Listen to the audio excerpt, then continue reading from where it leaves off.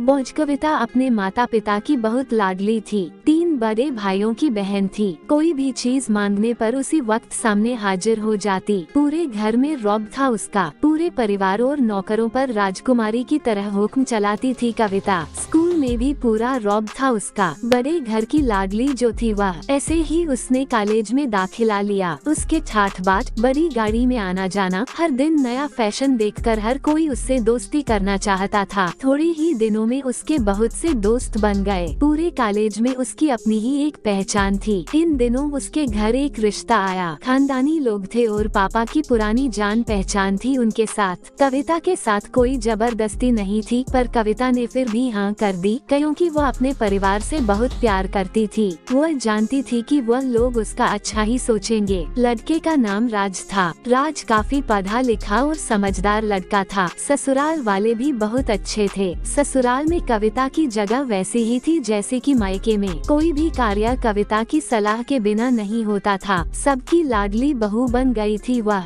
फिर उसके घर एक बेटे का जन्म हुआ। राहुल कविता को जान से प्यारा था। पोता पाकर ससुराल वाले तो फूले नहीं समाते थे। कविता कभी कभी सोचती कि उसकी किस्मत कितनी अच्छी है। उसका हर अपना उसे कितना प्यार करता है। चाहे जीवन में कैसा भी समय आए, मेरे अपने हमेशा मेरे साथ हैं। मैं कभी अकेली नहीं हो सकती। कितनी खुशकिस्मत हूँ मैं। पर शायद कविता की खुशियों को उसकी अपनी ही नजर लग गई थी। एक दिन वो मायके जाने की जिद कर बैठी। राज को बहुत काम था, लेकिन वह फिर भी उसे ले गया। रास्ते में उनकी गाड़ी अन्य गाड़ी से टकरा गई। कविता, राज और राहुल बहुत बुरी तरह से जख्मी हो गए। काफी दिनों के इलाज के बाद राज और राहुल तो ठीक हो गए, लेकिन कविता पूरी तरह ठीक ना हो सकी। सर पर चोट लगने के कारण वह अपनी आँखों की रोशनी खो बैठी। अब कविता की किस्मत जैसे उल्टे पांव चलने लगी। मायके वाले कुछ दिनों तक उसे मिलने आते रहे, फिर कभी कभार फोन ही करके पूछ लेते कि अब कैसी हो। धीरे धीरे ये सिलसिला भी कम हो गया। ससुराल वालों की सहानुभूति भी कम होने लगी। घर में किसी को पास बैठने के लिए कहती तो जवाब मिलता, बहुत काम है, अब तुम भी हाथ नहीं बंटा सकती। राज भी चिड़चिड़ा हो गया था। बस राहुल ही था उसके साथ, जिसके साथ हंसते खेलते उसका वक्त गुजरता। एक दिन कविता के हाथ से कुछ सामान गिर गया, जिसकी वजह से राहुल को हल्की सी चोट लग गई। कविता के सास ससुर ने राहुल को उससे अलग कर दिया कि कहीं उसके ना देखने की वजह से बच्चे का कोई नुकसान ना हो जाए। कविता अंदर से टूट चुकी थी। एक दिन उसने सबके सामने मायके जाने की इच्छा रखी तो राज उसे तुरंत मायके छोड़ आया, जैसे कि वह भी यही चाहता था। लेकिन राहुल को उसके साथ नहीं भेजा गया। कविता कभी राहुल से दूर नहीं रही थी, पर अपनी कमी के कारण उसने ज्यादा बहस नहीं की। कविता को लगा कि वह 3-4 दिन वहाँ रहेगी तो थोड़ा हवा पानी बदल जाएगा, क्योंकि वो कितने दिनों से कहीं भी बाहर नहीं गई थी। घर वाले भी इतने दिनों बाद उसे देखकर कितने खुश होंगे। कविता के घर पहुँचने पर सब लोग बहुत खुश हुए। खाने में सब कुछ कविता की पसंद का ही बना था। उसने अपने मम्मी पापा और भाई भाभीयों से दिल खोलकर बातें की। उनके छोटे छोटे बच्चे भी बुआ के साथ घुल मिल गए थे। रात को सोने के वक्त जब वो कपड़े बदलने लगी तो उसे पता चला कि उसका बैग तो बहुत भरा हुआ था। वो सब समझ गई। वो बहुत उदास हो गई। कुछ दिनों तक तो सब ठीक रहा, फिर जैसे सब बदलने लगा, सबका व्यवहार बदल रहा था। वो लोग जैसे थक चुके थे उससे। सब लोग घुमा फिरा कर पूछने लगे कि राज कब आ रहा है उसे ले जाने।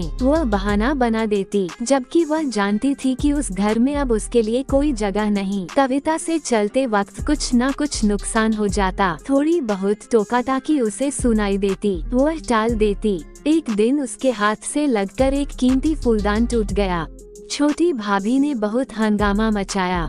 कविता के माता पिता रोज रोज के झमेलों से तंग आ गए थे। उन्होंने राज को खुद से फोन कर दिया। राज कविता को अपने घर ले गया।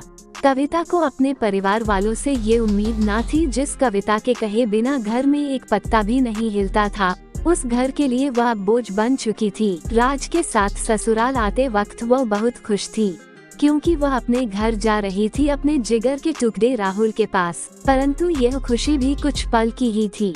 सारा बंदोबस्त पहले ही किया हुआ था। कविता को सीधे ऊपर वाले कमरे में पहुंचा दिया गया। राहुल से दूर रहने की सख्त चेतावनी दी गई। एक कामवाली लता को उसकी जिम्मेदारी सौंपी गई, जो उसके खाने पहनने जैसी जरूरतों का ध्यान रखती। कविता ज्यादातर चुप ही रहती। कभी कभी कामवाली लता से थोड़ा बतिया लेती। उसके जरिए राहुल का पता चल जाता। सबकी लाडली बेटी और बहू सबके लिए लाडली से बोझ बन चुकी थी।